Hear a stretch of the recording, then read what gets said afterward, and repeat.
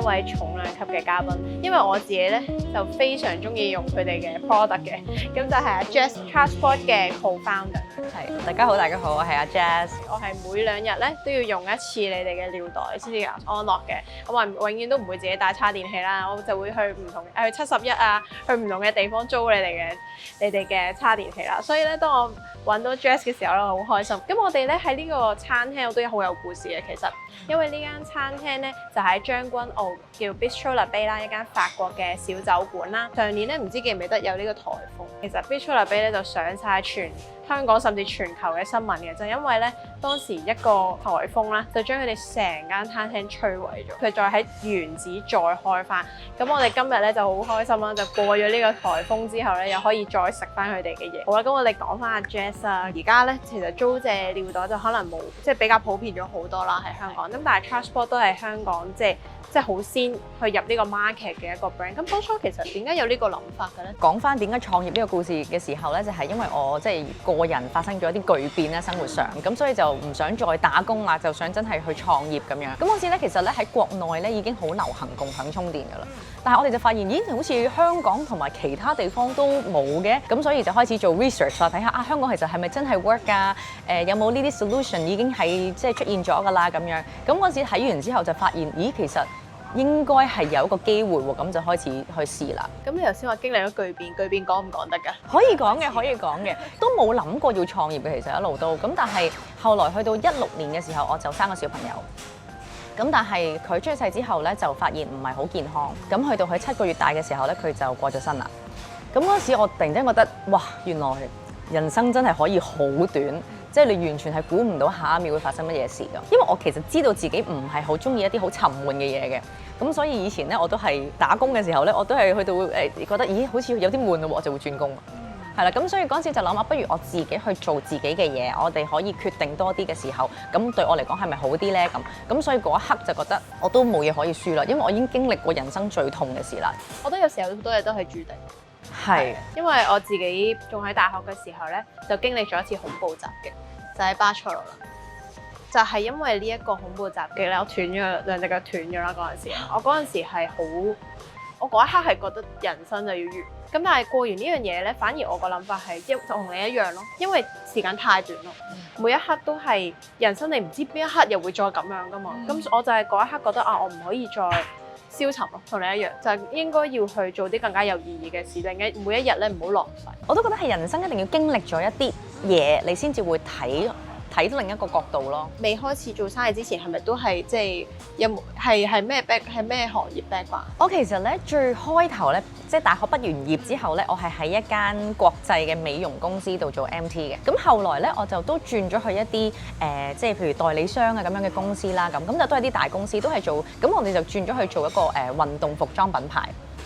咁再之後咧，我又去翻一個美容品牌，但係啲細啲嘅。咁我以前咧真係 more on marketing 同埋 brand management 會多啲嘅。跳去做呢個共享充電，其實真係爭好遠。係啊，同埋咧，其實最難係共享充電，其實喺呢個市場上係一個好新嘅概念啊！嗰陣時，咁反而係我哋要重新去創造一個需求出嚟咯。即係進入呢個市場，嗰個係就係最難嘅，因為你用好多嘅資源去話俾可能餐廳或者話俾即係放你哋 Transport 嘅客聽啊，其實點解有用咧？有咩用咧？即係其實呢個係即係你哋當初應該用咗好多資源去做呢樣嘢。係啊，即係我諗都係首先係時間咧，一定要用到。咁以前就真係一開始嘅時候會比較難咯，因為大家未接觸過呢一樣嘢嘅時候，就會好容易拒絕我哋咯。本身我自己咧係一個比較隨心嘅人嚟嘅。我唔係好擅長去做 planning 嘅，我自己覺得，因為我好憑感覺做事嘅人嚟嘅。咁但係即係 it's so happen 咁嗰陣時，我哋一齊成立公司嘅時候咧，其實有5個 co-founder 嘅。咁大家各司其職啦。咁有啲人係負責有啲人真係好 logical 嘅，有啲人係數字好強嘅。咁佢哋就各自負責唔同嘅部分咁樣咯。有 co-founder 就一定有拗撬啦。比較少嘅，其實我諗因為我哋一開始嘅時候咧，已經知道每一個人嘅長處喺邊度，咁所以每逢去傾到一啲關於嗰個領域嘅嘢嘅時候咧，大家都你係專家，你話事啦咁樣咯。唔知係咪因為佢哋都係男士咧，所以唯有就下我咁樣。咁我哋會有個 Hokkaido 嘅 Scarlet Poodle 啦，咁啊配翻啲蘋果、青蘋果同埋芹菜頭粒粒喺個底度嘅，咁上面會有啲salmon roe，咁呢個就係一個 classic 嘅 French onion soup。咁我哋用牛角包 instead of baguette 啦 in general。好，我哋可可以以試下呢個，佢好啊賣相非常之靚，係喎，幾好食喎呢個。嗯我中意佢呢個魚子醬咧，係有嗰啲煙燻味喺上面，幾好食。嗯。我少飲洋葱湯，但係其實如果當佢真係炒得好香，嗰個味係好甜，好啊，好正喎。咁你由2017開始啦，其實你哋 brand 經歷過最大嘅危機係啲乜嘢？咁咧當然一開始嘅時候，我哋最大嘅所謂危機就係資金啦。因為其實我哋都講緊，我哋本身個服務咧係你要有好足夠嘅機器喺個市場上面俾大家用，大家先會敢用嘅。即係你要夠多，係啦覆蓋得夠多，即係冇可能係淨係我覺得呢個地方有，咁你就會覺得哇，咁我借到還唔到喎，咁我會即係擔心咁樣噶嘛。咁所以對我哋嚟講，當其時就係資金點樣可以好快速地可以用好多錢去買好多機，然之後好快地鋪落市場咧咁樣。咁但係去到後期疫情嘅時候啦，咁大家都冇得出街。跟住啲遊客又唔嚟咯喎，咁都一定會對我哋生意有啲影響嘅。咁但係我哋都好好彩地咧，因為靠嗰幾年嘅時間咧，我哋係好成功地教育到本地嘅用戶係去用我哋嘅服務。因為以前咧喺疫情之前咧，我哋可能係有一半嘅生意都係嚟自遊客嘅。咁但係咧疫情嘅時候，因為冇遊客啦嘛，反而係我哋嘅本地人又出唔到去啦，咁所以佢唯有喺香港消費啊去玩啊咁樣，咁所以養成咗佢哋喺香港用呢個服務嘅習慣咯，亦都依家比較成熟嘅階段啦，我哋已經咁好大挑戰就係嚟於我哋點樣再向上或者向外發展啦，咁所以係每個階段我哋要諗嘅其實都好不一樣。喺開頭咧，我都會擔心話，自從71全部都有得借之後咧，我就覺得好安心，同埋對我哋嚟日常生活咧係好方便嘅一樣嘢。因為我真係永遠唔會記得帶尿袋，同埋我呢旅客就係個電去到70% 已經好緊張。唉，你係我嘅同類啊！我唔得㗎。我見到個電話咧低過80咧，我就有少少不安㗎。我其實喺公司都好啦，即係明明我都知道我全日都坐喺公司㗎啦，我見到80我都會叉住佢嘅。係我95% 已經用緊 low power mode。因為我好驚，哇！可能我屋企人嗰啲玩到5% 紅色㗎啦，嗰條巴，係啊，佢都好似冇嘢繼續用，繼續用。係我老公又係咁樣，佢玩到1%，佢有時咧會突然間消失咗。咁我話點解你消失咗？佢部電話冇電啊！嚇，你唔驚嘅咩？我唔得咯，我都唔得，好冇安全感啊！我諗我哋好需要嗰種。即係我知道有選擇嘅安全感。我成日都講，其實我哋嘅服務咧係提供一個選擇俾我哋嘅即係 potential 嘅用戶啦。咁你話係咪有一個 solution 係完全 perfect 嘅咧？可以，其實真係冇咯。咁所以我哋都係呼籲大家，其實咧去到個電量低到可能得5% 啦，即係我再低啲嘅時候，咁你就好去穩定你要租嘅地方嘅。所以我哋而家都研究緊一啲新嘅機款，係可以俾你用，譬如信用卡去借，咁你就真係電話冇電都借到啦。或者拍卡借，係啊，可能係咁咯。我有時又調翻轉諗一個即係 example 就係，咁譬如大家係揸車嘅話，咁你會唔會等到架車冇晒油，或者係完全冇晒電？然之後你先至會覺得啊，我要去 recharge 或者 refill 咧。我媽會。曾幾何時喺文華對出，成架車冇油停咗喺。我嗰陣時6歲，你知啦，你啲媽咪咧咪成日都會話：哎呀，警察叔叔嚟拉你啦，你唔拉，即係成日都會咁講㗎嘛。咁我細個6歲唔識㗎嘛，咁我好驚，跟住警察叔叔行過嚟，我喊咯，我大喊咯，我以為佢要拉我。有一個好 classic 嘅法式頭盤。Pâté en cœur 酥皮凍肉批嘅，咁入邊會有豬肉啊、牛肉啊，會有啲嘅鴨肝，咁少少 nuts 啦，咁我哋用 pistachio 呢一個。我未食過喎呢個。我都未食過，我以前好特別喎。我以前喺法國讀書，俾唔起錢食呢個。我嗰陣時咧，同我個 roommate 冇錢啊嘛，我買咗個牛咧，我記得係5歐一個，兩塊，即係50蚊兩塊咁樣啦，買咗翻嚟嚟抽嘅。跟住我望一望我個 friend， 跟住佢就係咁懟咗好多 rosemary 上去，佢就話嗱，睇下食唔出有問題啦，食啦。窮書生咁樣去讀書啊？我係 exchange 過去啫，但係嗰陣時就恐襲。其實我媽唔知嘅，我偷偷地去巴塞羅，我就一路同佢講我喺巴黎，咁跟住我仲打俾佢，我媽咪我愛你，跟住佢話嚇，你講咩？即係因為凌晨嚟噶嘛，跟住死佢啊！係啊，佢好驚啊！跟住之後佢話：你喺巴黎喎，但係恐怖襲擊喺巴塞羅啊！係啊，我喺嗰度。除咗繼續會 expand 去其他地方啦，咁其實喺本地市場應該都開始有好多，即係當一間成功咗，一定係有好多競爭者。係嘅。咁你點樣面對呢一樣？我哋都係好歡迎一啲良性嘅競爭嘅，因為其實都仲有好多人係未認識我哋嘅服務嘅。我哋發現如果有多啲人一齊嚟加入市場，都係好事嚟嘅。咁但係咁當然啦，對我嚟講都係一個即係危機啦，可能係咁。咁我諗我哋要做好嘅就係我哋一路做緊嘅嘢咯，就係我哋喺營運上面啊，我哋喺服務上面啊，產品質素啊、安全性啊等等嘅層面上面，我哋都係做得好足嘅。咁尤其是係營運上面啦，即係我哋同商戶嘅關係啊，我哋譬如聽啲 CS 嘅電話啊等等啦，其實我哋都真係比人哋做得好好多咯。咁所以我哋都係真係靠呢啲好少少嘅 details 係去贏咯，要，因為我哋其實都係想主力打造一個更加大嘅國際市場，咁所以其實我哋今年已經去咗歐洲嗰邊㗎啦。咁我哋喺意大利開發咗啦，咁亦都喺喺英國開始咗啦，咁所以嚟緊我哋都會向再遠啲嘅地方發展。我哋係好相信 local team 去做嘢嘅，咁所以咧其實我哋每個地方都有自己 local office 嘅。我哋香港就係香港負責。日本就日本負責，台灣就台灣負責。其實你一定唔及地頭蟲咁了解當地嘅需要嘅。即係譬如如果你話係一個日本嘅同事同我講話啊，你香港應該點做啊，我會覺得吓？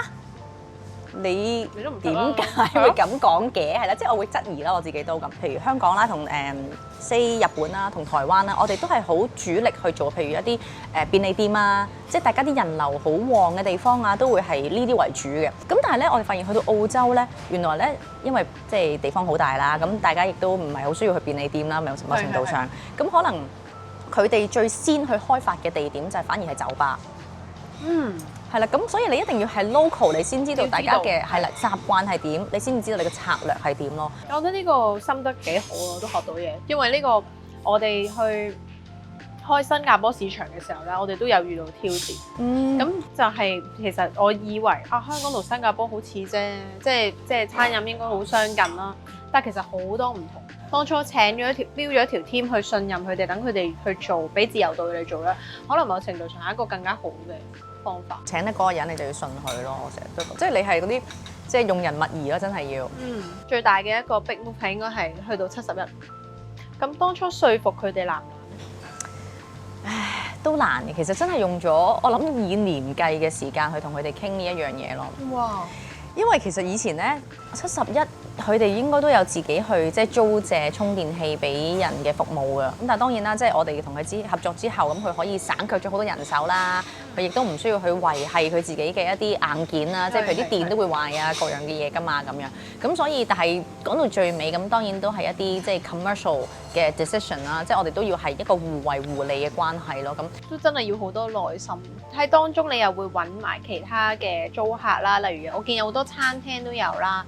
咁你說服餐廳，因為你知餐廳香港就細啦，咁佢啲鋪位咁細嘅時候，再要放你哋嘅尿袋嘅時候，佢哋會唔會好抗拒咧？一開頭最開頭嘅時候真係會抗拒嘅，因為首先佢根本真係唔知乜嘢嚟嘅，佢會覺得對我嚟講有咩好處啊咁樣。咁但係好在就係咧，因為我哋本身嘅機型咧都有好多唔同嘅款式，咁所以我哋做咗一個好細嘅 version 咧，係可能係即係得呢張紙大少少咁樣，即係可能係啦類似咁大啦咁。咁所以大家去擺喺個鋪頭嘅時候就會覺得哦 OK 啦，咁你繼續擺啦。咁同埋因為我哋上面有個屏幕可以俾我哋擺佢哋即係餐廳或者去鋪頭嘅一啲即係推廣嘅信息咁樣。其實我哋同商家合作咧，我唔係想話俾佢知我靠我呢個充電嘅服務可以幫佢攞到幾多分成啊。咁但係我能夠幫佢帶動到一個人入嚟，佢譬如入嚟食咗一餐飯，飲咗一杯嘢，其實嗰個先至係佢最想要嘅嘢咯。有冇曾經有啲客問過一啲好棘手嘅問題？你都即係你都覺得有啲難答，即係 challenge 過你哋手啊？我諗有一啲曾經以前試過嘅就係你過2年仲喺度先同我傾咯，即係會即係會有呢啲咁樣嘅疑惑喺度咯，佢哋。咁當然啦，我哋都好努力咁證明我哋真係仲喺度嘅咁。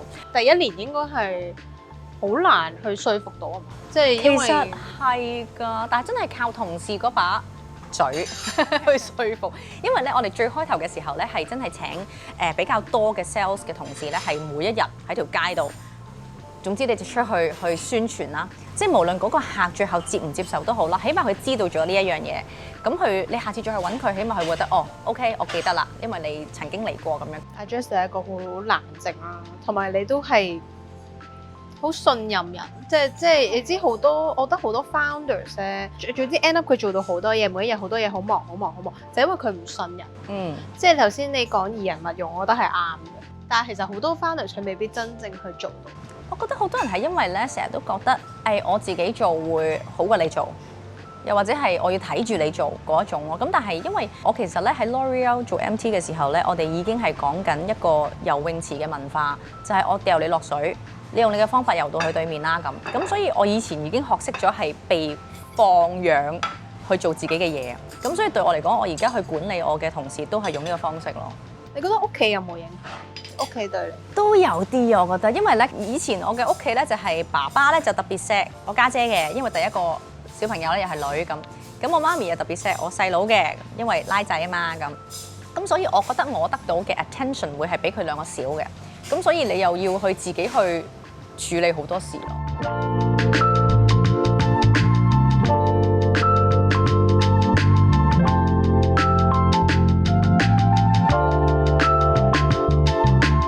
時間關係咧，我哋又有主菜嚟咗。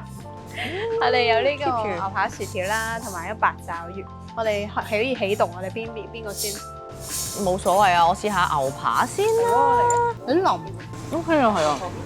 魷魚好食啊！你哋 share 呢個好味喎，食唔食？你食啲啊！好腍啊呢個，推薦。好食啊薯條。我覺得好食啊！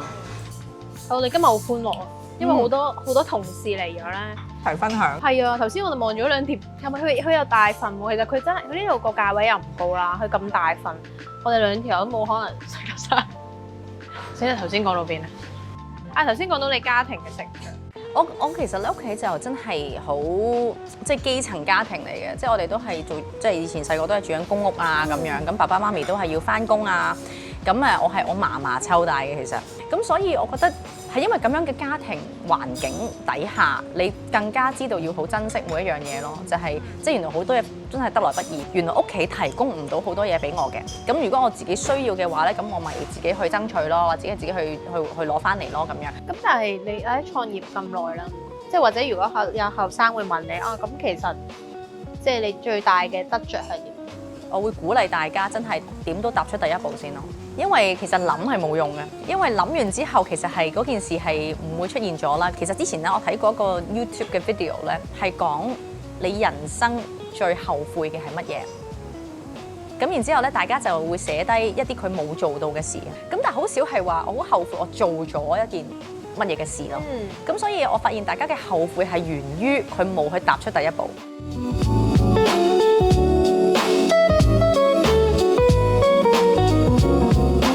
我哋去到最後一道菜啦，其實講真我飽飽地食到，因為頭先真係大份，同埋佢都真係抵食，同埋係好食嘅。所以頭先食嗰個扒都食咗好多，係同埋佢真係腍啊！係啊，鏡頭背後其實薯條已經食晒，俾大家清晒啦，我哋所有嘢係啊，你已經清晒啦。咁所以咧，我今次就揀咗個清新，即係問佢哋攞咗個清新啲嘅甜品啦。希望阿 Jess 都中意呢個橙酒嘅可麗地。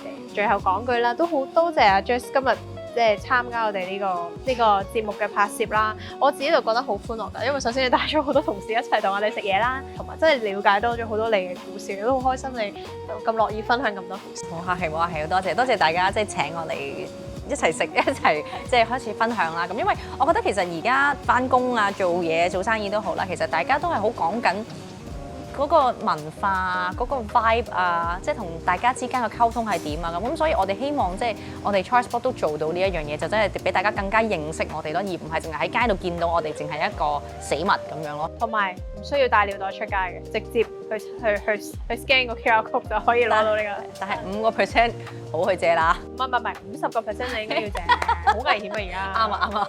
咁然後我哋就會繼續食埋呢個甜品。Thank you，拜拜。係唔好意思，我哋都係未完。我哋嘅攝影師 Eunice 話咗俾我哋聽一個非常重要嘅信息。咁我作為呢個忠實用戶我都唔知啦。原來咧，你用 Charsport 咧喺香港借係可以喺其他城市還喎。咁以後咧坐飛機前咧都可以先喺香港租翻個，再去有咩啊？日本啦、台灣啦、泰國啦、新加坡啦、澳洲啦，咁嚟緊意大利同埋英國都有我哋嘅。我嚟緊真係去意大利。咁我真係租翻個先，我真係要租翻個。好咯，係啦，我哋呢個 NG 鏡頭要講一講呢個重要嘅消息，記住大家係可以係跨城市去借嘅。好啦。好啦，真係拜拜，拜。